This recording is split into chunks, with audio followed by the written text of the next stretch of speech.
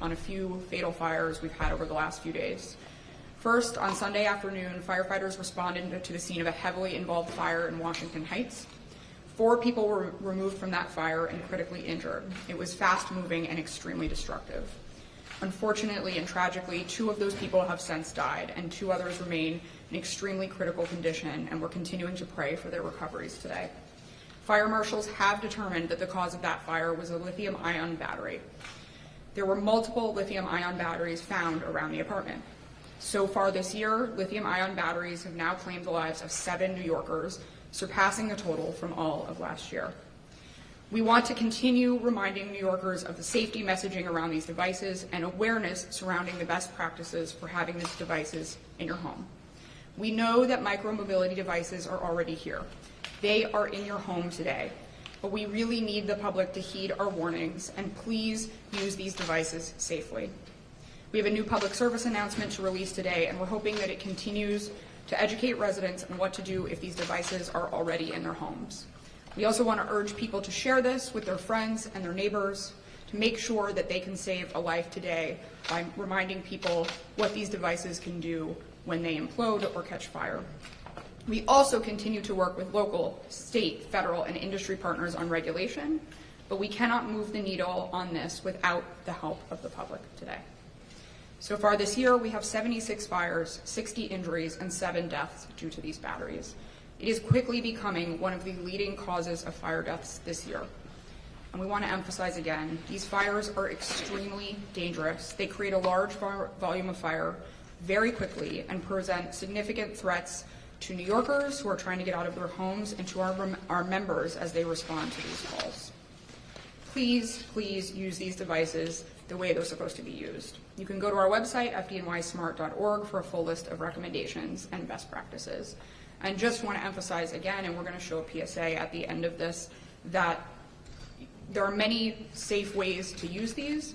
There are also many regulations coming on these devices, but you may have an unregulated device in your home today, and so we're asking New Yorkers following this to, if they have one of these, literally go pick it up, check it, following some of our guidelines, and make sure that it's a safe device and that you're using it in the safest way possible. I also want to update you on 2 other fires that occurred early this morning. First, a fire in Brooklyn on Fountain Avenue is still under investigation, but it claimed the lives of 2 people. There are also 3 other critical injuries in the same home. A second fire also occurred early this morning in the Bronx at 1006 Grant Avenue, and that caused the death of a resident. That fire is also still under investigation. Lithium-ion batteries are not believed to be the cause of either one of those fires at this time. 45 New Yorkers have died so far this year in a fire. This is a moment for us to pause in incredible sadness at these losses, but also to work to continue to remind the public, working with our elected officials, clergy, City Hall, about the incredible dangers that fire still faces and how we can help keep one another safe through education. We urge everyone to be fire safe, have a fire safety plan, understand the risks, and especially if you're using a micromobility device, know the do's and don'ts of those devices. Take a couple of questions on topic, Laura? If someone has one of these batteries at home, devices, what's your recommendation to them? Because I'm sure there's a lot of concern, is this possibly dangerous? What would you do? Yeah, absolutely. What I would urge all New Yorkers to do today, if they have a device in their home, is to go pick it up, look at it. Is it damaged? If it's damaged, don't use it. Don't have it plugged in when you're not there. If it's in front of an exit or a window, move it immediately. Look for certification. Know whether or not you have a regulated battery. I think that's one of the most concerning things about this moment is even though we've done so much to regulate these, and we're going to really see that regulation keep people safer in the future, unregulated devices we know are sitting in people's personal homes today, right? And we can't inspect a personal home. We can't know if a person has it there. So even as we work to regulate these, even as our marshals and fire prevention do inspections and are saving lives in that way, we know that there are people with unregulated device in their homes today and that they may not know it. And so we're really urging people, right now, if they see this, go do those checks. Go look to see if it's regulated. Move it if it's in front of your exit. Pass along that information to your neighbors who may also not realize that they have a device that's so dangerous in their home. Go post. The fire on Fountain Avenue, there's been a lot of speculation of foul play. Is there any truth to that? Or any It is update on that? still under investigation at this time, and we will update you when we have a determination. Steve? I was going to ask basically the same thing, but as far as the Fountain Avenue fire, also saw that there was a blocked hydrant that firefighters had to work around.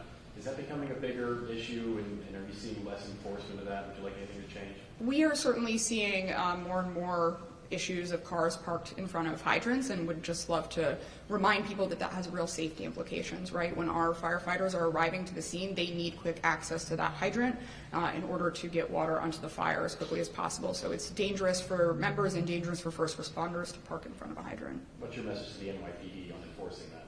We'll work with them. They've got a great partner agency. We'll work with them on enforcement, but we, do want the public to know it's a safety issue. It's not just an issue of a ticket. It's a real safety issue for our members and for our New Yorkers. News, you good? Have we good other questions? Right here. What do you got? The Washington Heights fire, it's deemed that the e-bike battery was the cause of the fire. How come on Sunday it was believed not to be the cause?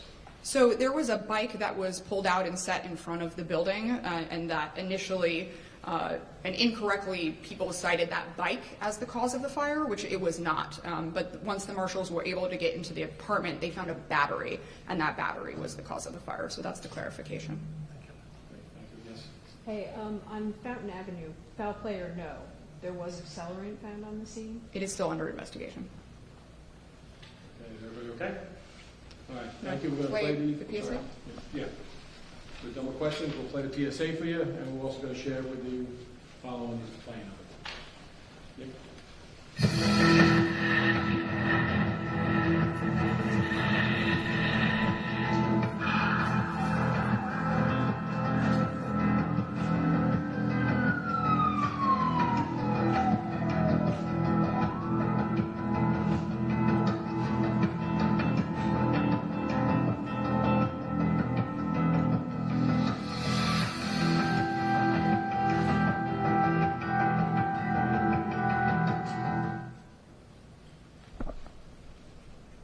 Okay.